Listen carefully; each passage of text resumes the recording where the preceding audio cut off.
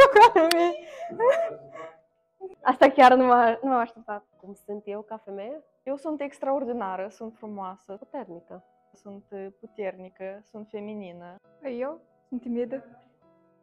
Timidă, Inteligentă. Sunt sensibilă, elegantă, frumoasă, sunt vulnerabilă câteodată. Sinceră. Frumoasă.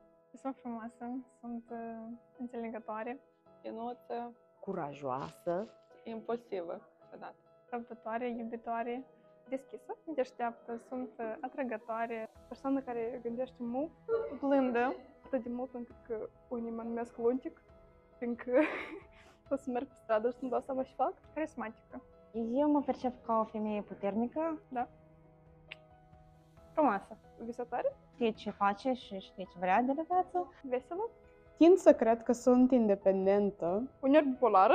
Gingașă, care alege cariera, care își alege un viitor, prietenoasă, iubitoare, veselă, mereu aduc bucurie, creativă, Frumoasă, deșteaptă, specială, să creativă. descurcăreață, inteligentă, cred că sunt gingașă, deșteaptă, deschisă la minte, open-minded, Drăguță, prietenoasă. curajoasă, hilată. frumoasă. Sinceră. Onestă. splendidă și ambițioasă. Acum, în momentul ăsta, mă simt foarte feminină. Sunt cea mai cool, cea mai faină, general, cea mai bună fată care este în lumea asta.